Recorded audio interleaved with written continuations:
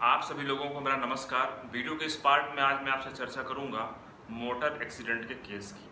आप लोगों के कई सारे सवाल आए और उसमें से एक सवाल ये कॉमन था कि अगर मान लीजिए कि कोई व्यक्ति बाइक से जा रहा है और किसी व्हीकल ने उसको बैक साइड से ठोकर मारी। अब जब किसी व्हीकल को बैक साइड से ठोकर मारा जाएगा तो निश्चित रूप से जो गाड़ी चला रहा है वो देख नहीं पाएगा कि उसको ठोकर किसने मारी और वो गिर जाएगा। उसके बाद जिसने ठोकर मारी अधिकतर मामलों में वो वाहन जो है, जो व्हीकल है, वो लोग भाग जाते हैं। तो ऐसी कंडीशन में जब जिस व्यक्ति को चोट लगी, अगर वो एफआईआर दर्ज करवाने गया है और उसको गाड़ी का नंबर नहीं पता है, उसने एफआईआर दर्ज करवाई, उसमें गाड़ी का नंबर नहीं बताया, तो उस कंडीशन में क्या उसको क्लेम मिलेगा? उसको जो इंजरी कॉज हुई है या फिर किसी की डेथ हुई है तो क्या वो क्लेम का दावा कर सकता है? तो इसका जवाब है हाँ। अब इसकी क्या प्रोसेस, किस प्रक्रिया से करना है आप ये समझिएगा।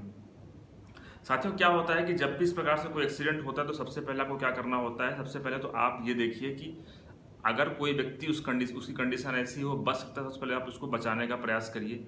उसके बाद भी आप एफआईआर दर्ज करवा सकते हैं। ऐसा जरूरी नहीं है कि अगर आप किसी व्यक्ति को लेकर हॉस्पिटल चले गए, आपने इमीडिएट एफआईआर दर्ज नहीं करवाई तो आपको क्लेम नहीं मिलेगा या फिर मुकदमा झूठा माना जाएगा। ऐसा बिल्कुल भी नहीं है। इस संदर्भ में सुप्रीम कोर्ट के ढेर सारे जजमेंट भी है कि अगर किसी का एक्सीडेंट होता है तो सबसे पहले उसको बचाने का प्रयास किया जाएगा, ना कि पुलिस थाने व्यक्ति जाएगा और मुकदमा दर्ज करवाएगा। और अगर मान लीजिए कि हम मान लें कि जिस वाहन ने उसको ठोकर मारी उसका नंबर भी नहीं देख पाया है वो, या फिर नंबर उसने देखा लेकिन जब एफआईआर दर्ज करवाई तब उसने नंबर नहीं बताया और पूरे एफआईआर में कहीं नंबर का जिक्र नहीं है, उसके बावजूद भी वो क्लेम का हकदार होगा। इस संदर्भ में साथियों एक सुप्रीम कोर्ट का जजमेंट है कुसुम लता वर्सेस सतवीर के नाम से, जो बेहद महत्वपूर्ण है और वो इसी बात के लिए है कि जहां की एफआईआर जो थी उसमें गाड़ी का नंबर दर्ज नहीं कराया गया था, नहीं लिखवाया गया था।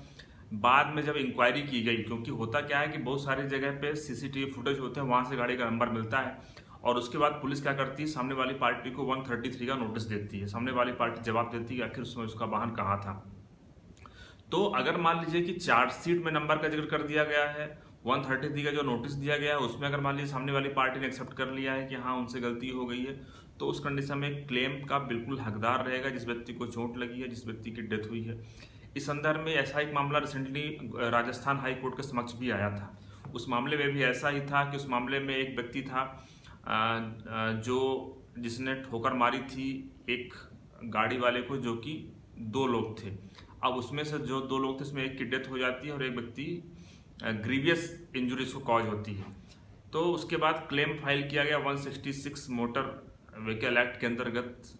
ये जो ट्रिब्यूनल होता है उस पर, जो कोर्ट होता है उस पर, वहाँ से उसका दावा इसलिए डिसमिस कर दिया गया क्योंकि एफआईआर में गाड़ी का नंबर नहीं था, लेकिन चार्जशीट में गाड़ी का नंबर था।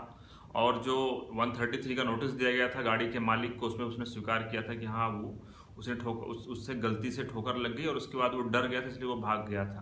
तो जब उसका जो मुकदमा जो जिला अदालत है वहाँ से जब रिजेक्ट किया गया तो उसके बाद उसको अपील किया गया हाई कोर्ट में, तो हाई कोर्ट ने इसको एक्सेप्ट किया और ये कहा कि यहाँ पे जो दावा है क्लेमेंट का कि उसे इतना क्लेम अमाउंट मिलना चाहिए वो बिल्कुल सही है और उसे दिया जाना चाहिए।